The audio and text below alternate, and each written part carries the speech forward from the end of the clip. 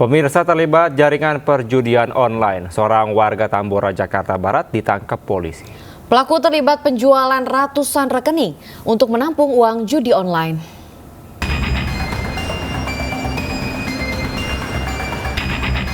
J, pria 34 tahun, harus berurusan dengan pihak kepolisian karena terlibat dalam jaringan perjudian online. Warga Tambora, Jakarta Barat ini hanya pasrah saat digiring anggota Satreskrim Polres Metro Jakarta Barat. Petugas turut membawa sebuah brankas yang berisi barang bukti, berupa sejumlah handphone, laptop, buku tabungan, dan ATM. Pelaku menjual rekening-rekening bank milik warga di kawasan Jakarta Barat kepada sindikat judi online. Rekening ini nantinya digunakan untuk menampung transaksi kegiatan judi online. Buku maupun ATM yang ada di lokasi, kemudian ada satu brankas dan ada beberapa biji handphone yang kita amankan, yang mana semua digunakan untuk pelaksanaan kegiatan penampungan kegiatan judi online. Polisi masih menyelidiki dan memburu jaringan judi online di balik pelaku. Sementara warga juga diminta waspada dan menjaga rekening bank milik mereka dari penyalahgunaan oleh orang lain. Dari Jakarta, Miftahul Ghani, iNews melaporkan. Pemirsa, selalu pulang malam, seorang ibu dengan selingkuhannya seorang lansia kepergok ipar dan anaknya tengah berboncengan mesra di Medan, Sumatera Utara. Ternyata sudah hampir 1 bulan, pasangan yang sudah memiliki suami dan istri ini merajut hubungan asmara. Bahkan sang istri nekat selingkuh saat suami berada di penjara.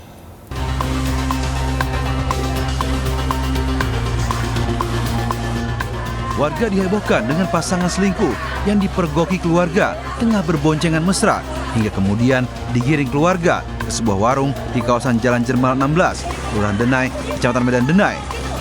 Kejadian bermula saat anak dari wanita Parubaya, HWA, curiga melihat ibunya selalu pulang malam, bahkan pernah tidak pulang ke rumah, sementara sang suami sedang berada di penjara. Kecurigaan keluarga ternyata benar. Dari tempat pekerjaan wanita Parubaya itu, keluarga melihat si ibu dijemput seorang pria lansia dengan sepeda motor. Keduanya berboncengan hingga berpelukan mesra layaknya pasangan suami istri. Pihak keluarga pun akhirnya menghentikan kendaraan mereka. Hubungan terlarang ini pun sudah terjalin selama 3 minggu. Kenalnya itu? 3 minggu. 3 minggu? 3 minggu kenal. Pasalnya mereka sudah resah dengan perbuatan mamanya yang kalau pulang ke rumah pergi lagi keluar malam, pulang nanti agak malam. Sering terjadi, ada juga pernah nggak pulang, tapi kita nggak tahu dia kerjanya itu lembur atau enggak. Jadi saking resahnya ini anak ngadu ke kami. Kalau seandainya teman itu nggak mungkin berpelukan mesra seperti itu. Pasangan lansia selingkuh ini pun membuat surat pernyataan untuk tidak mengulangi lagi perbuatannya. Bila terulang, akan diproses hukum. Dari Medan, Said Ilham melaporkan. Pemirsa, sebuah bengkel dan warung makan di Jalan Raya Bogor, Jati Jajar, Tapos, Kota Depok ludes terbakar. Ya, untuk memadamkan api, pemirsa, 7 unit dan 20 personel pemadam diterjunkan.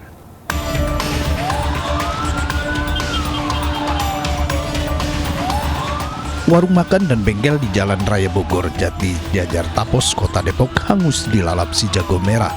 Petugas pemadam kebakaran pun dengan sigap memadamkan api.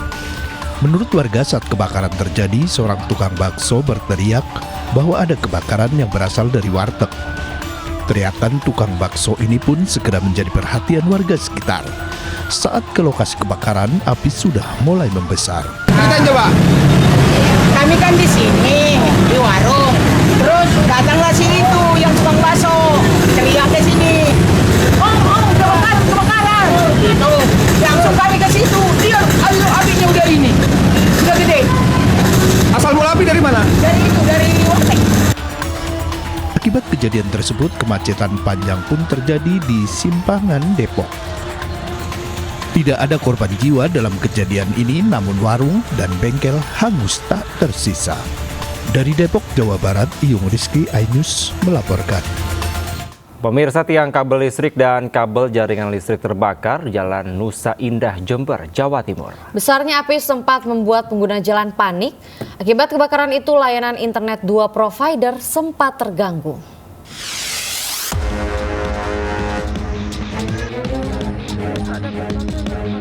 Petugas pemadam berusaha memadamkan api yang membakar tiang listrik dan tiang jaringan internet di Jalan Nusa Indah, depan SMP Negeri 4, Jember, Jawa Timur. Besarnya api sempat membuat pengguna jalan panik. Setelah setengah jam, petugas akhirnya berhasil melokalisir dan memadamkan api agar tak merembet ke sekolah. Diduga, api berasal dari hubungan pendek arus listrik pada tiang jaringan listrik.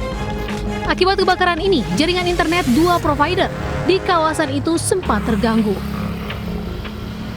Itu langsung terbakar itu, Pak? Iya sih. Oh, awalnya dari kabelnya atau dari kabel? Dari kabel. Ya. Tapi tidak ada korban jiwa? Tidak ada ya. Terus memanggil petugas. Agar sambungan internet kembali normal, petugas terlihat langsung membenahi saluran tersebut.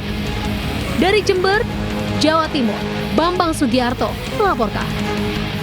Bakal calon Gubernur Jakarta Anies Baswedan menghadiri deklarasi dukungan Kopasindo dan pedagang pasar tradisional di Cempaka Putih, Jakarta Pusat. Dalam kunjungannya, Anies mengatakan jika dirinya saat ini akan fokus terhadap permasalahan warga Jakarta dan enggan menanggapi isu terkait Pilkada DKI.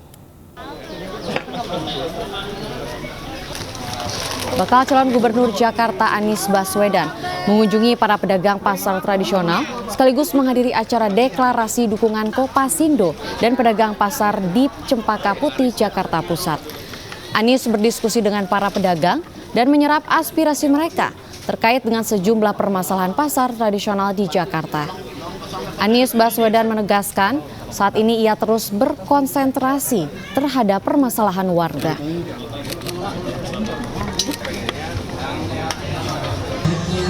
Saat ini saya sampaikan fokusnya adalah warga Jakarta. Kami bekerja bersama dengan warga Jakarta selama 5 tahun.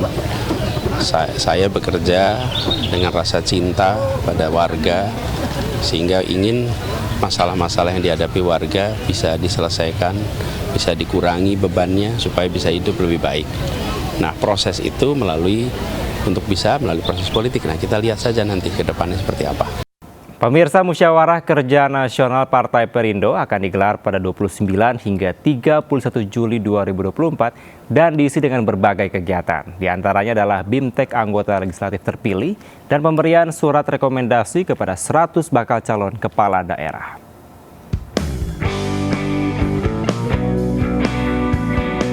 Menghadapi pilkada serentak serta pelantikan anggota legislatif, Partai Perindo menggelar Musyawarah Kerja Nasional di Jakarta pada 29 hingga 31 Juli 2024. Mengusung tema transformasi bangkit untuk Indonesia sejahtera, Mukernas ini akan menjadi momen untuk memperkuat struktur partai jelang pilkada serentak 2024 dan menyusun program kerja ke depan.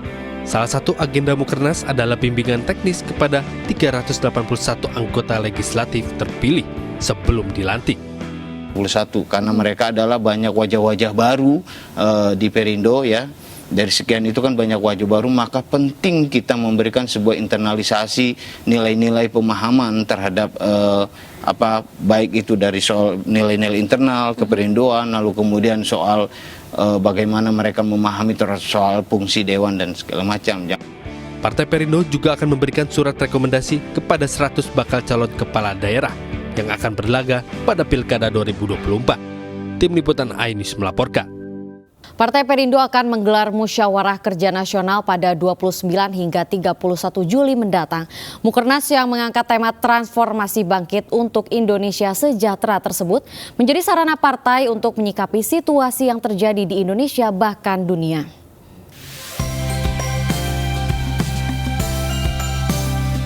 Jelang pilkada serentak dan juga pelantikan anggota Dewan, Partai Perindo akan menggelar Musyawarah Kerja Nasional di Jakarta.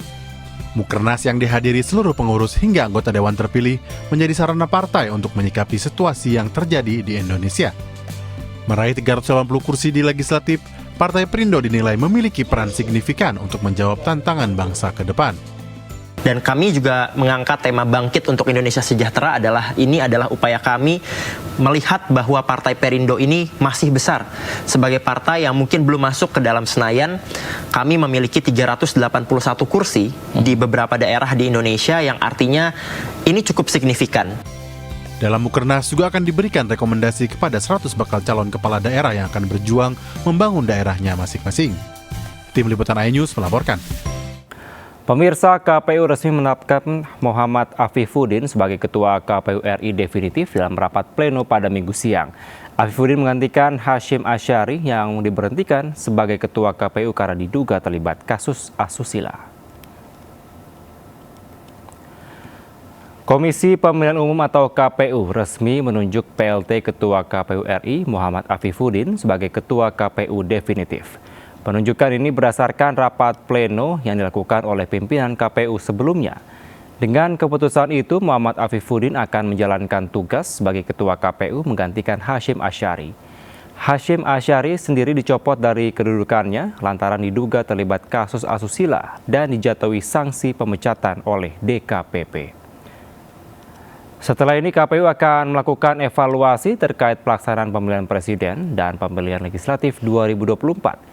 KPU juga tengah mempersiapkan pelaksanaan pemilihan kepala daerah yang akan digelar pada November mendatang.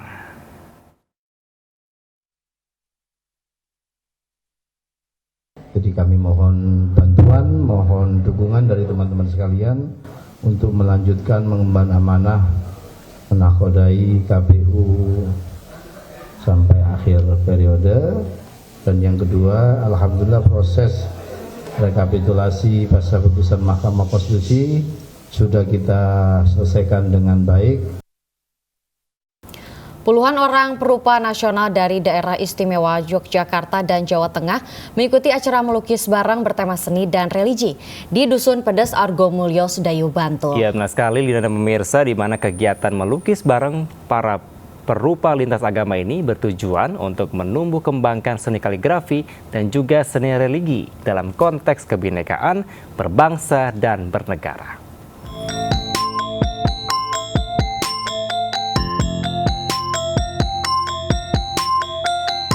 Sebanyak 75 orang perupa nasional lintas agama dari Jawa Tengah dan daerah istimewa Yogyakarta mengikuti acara melukis bareng on the spot atau OTS yang digelar pesantren seni kaligrafi Al-Quran PSKK Cabang 4 Yogyakarta di Dusun Pedes Argomulyo, Sedayu, Bantul, Minggu pagi.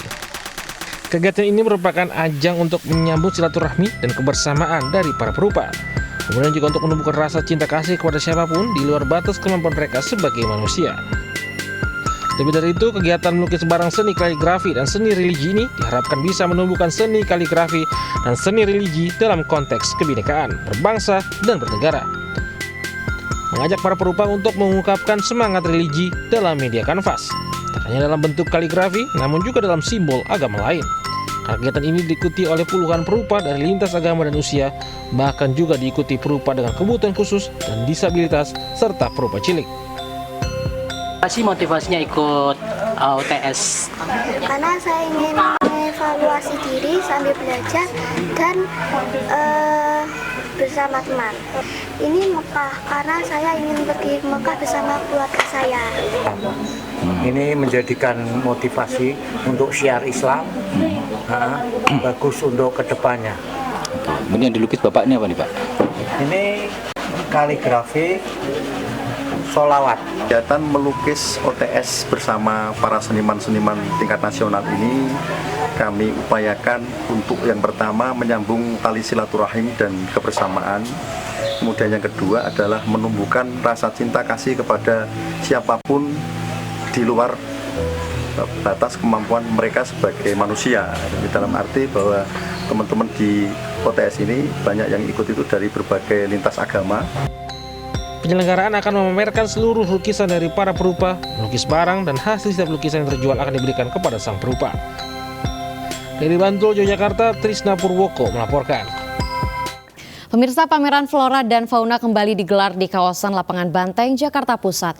Mengusung tema Jakarta Global Hijau Mempesona, beragam jenis flora dan fauna dipamerkan, memantik perhatian pengunjung. Berikut laporan dari Dilami Aulia dari Lapangan Banteng, Jakarta Pusat. Pemirsa, saat ini saya sedang berada di pameran Flora Fauna 2024. Terutama ini saya sudah ada di section binatang. Kali ini saya nggak mau sendirian, saya mau ditemani teman saya ya. Namanya adalah Burhan atau burung hantu asal Sumatera Utara. Dia warna cantik sekali, warna putih dan juga coklat. Ini kita taruh Burhannya di tangan ya. Oke, ini dibantu sama abangnya juga. Ini Burhan kalau misalnya di pasaran begitu ya, dibanderol dengan harga 7 juta ke atas. Wah, kayaknya Burhan nggak ngelihat ke saya nih, tapi nggak apa-apa. Selain dari burung hantu, di sini juga banyak sekali hewan, mulai dari kelinci, bunglon, sugar glider. Jadi menarik antusiasme dari para pengunjung untuk melihat-lihat dan bisa ini memberikan makanan kepada para binatang. Selain binatang, di sini juga ada flora, ada anggrek, kemudian juga ada aglonema, ada kaktus, ada mawar, dan pengunjung juga dapat membeli flora di pameran Flora Fauna 2024 ini. Untuk masuk ke pameran ini memang gratis ya, tidak dipungut biaya sama sekali, dan pameran terselenggara hingga tanggal 25 Agustus 2024. Jadi bagi pemirsa, terutama kota Jakarta dan juga sekitarnya, langsung aja ke pameran Flora Fauna yang ada di Lapangan Banteng. Saya dan Burhan pamit undur diri. Dari Jakarta, Dilamia Aulia, Zulkarnain Anjus melaporkan. Pemirsa, kader JKN KIS merupakan partisipasi masyarakat dalam mensukseskan program Jaminan Kesehatan Nasional Kartu Indonesia Sehat. Suka duka pun dialami Mulyana sebagai kader, dari menerima keluhan hingga apresiasi.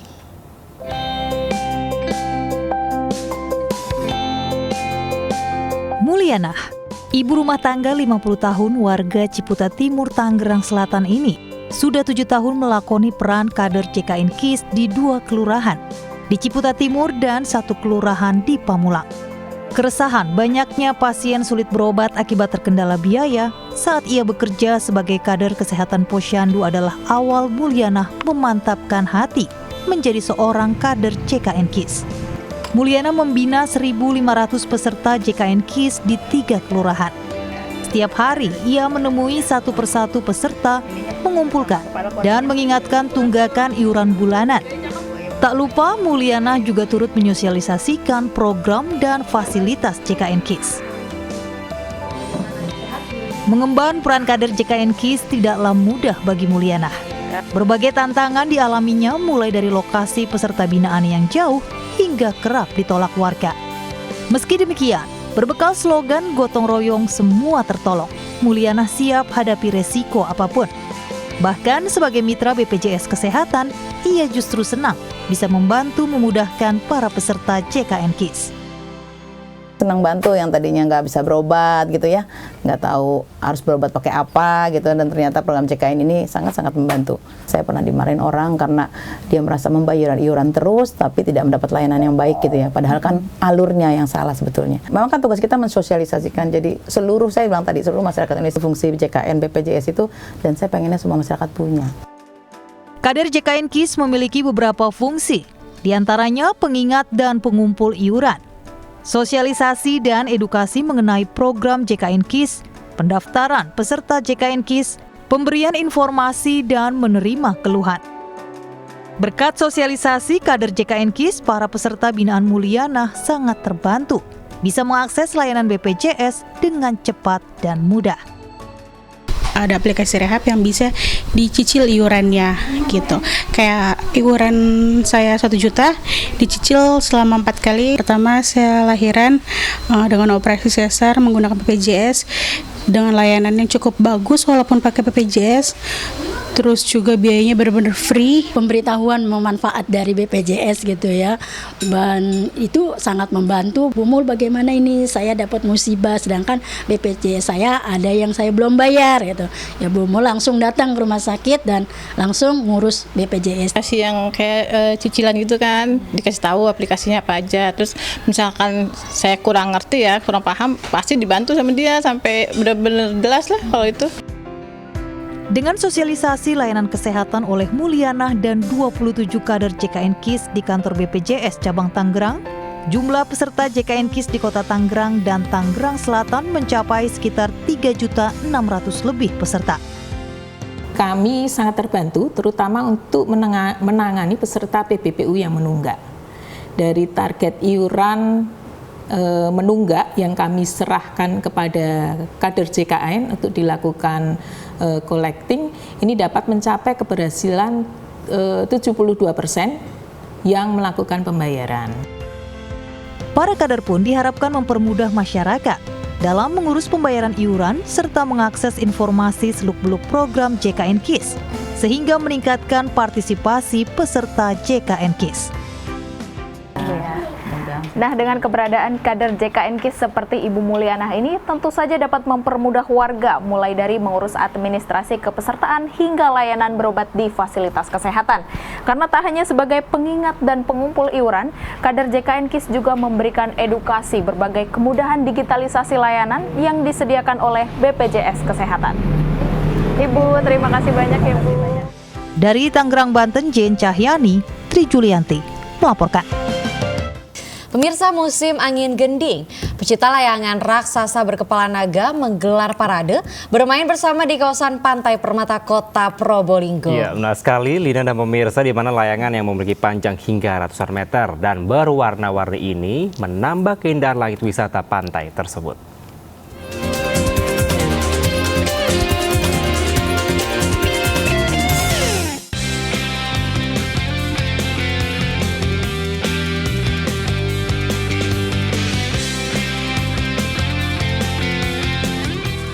Inilah komunitas pecinta layangan naga saat menggelar parade memainkan layangan naga di kawasan Pantai Permatan di Kecamatan Kademangan, Kota Probolinggo, Jawa Timur. Dinamakan layangan naga karena layangan ini pada pangkalnya berbentuk kepala naga dan berekor hingga panjangnya mencapai 150 meter. Karena bentuknya besar, bermain layangan naga ini bisa dimainkan saat musim kemarau atau memasuki angin kencang khas Probolinggo yang dikenal dengan angin gending. Untuk menerbangkan layangan ini dibutuhkan sekitar 10 orang, dan setelah layangan tersebut terbang, biasanya diikatkan pada tiang. Layangan naga sangat digemari masyarakat Kota Probolinggo karena bentuknya yang unik, berkepala naga, serta ekornya memanjang warna-warni. Ini tali ronce, salah satunya tali ronce, terus keseimbangan juga. Angin mungkin. Angin juga. Angin, ya. Butuh berapa orang untuk menerbangkan? Tergantung angin sih Pak, kalau di Probolinggo itu kan anginnya terkenal kenceng kan. Ya. Ini lah 10 orang. 10 orang. Saya lihat itu. Gimana kesan-kesannya layangan? Saya foto itu, jadi saya pikir itu objek foto yang bagus sekali. Saya foto, saya isi satu card, so mungkin saya dapat 1000 foto itu menarik sekali. Kunci bermain layangan naga adalah kekompakan dan semangat saat pertama kali menerbangkannya, karena bila tidak kompak dan salah satu pemain bertahan, bisa-bisa terseret layangan tersebut. Karena bentuknya yang unik dan menarik, permainan layangan naga ini menjadi daya tarik tersendiri bagi masyarakat yang melihatnya, termasuk turis mancanegara. Dari Probolinggo, Jawa Timur, Hana Purwadi, iNews melaporkan.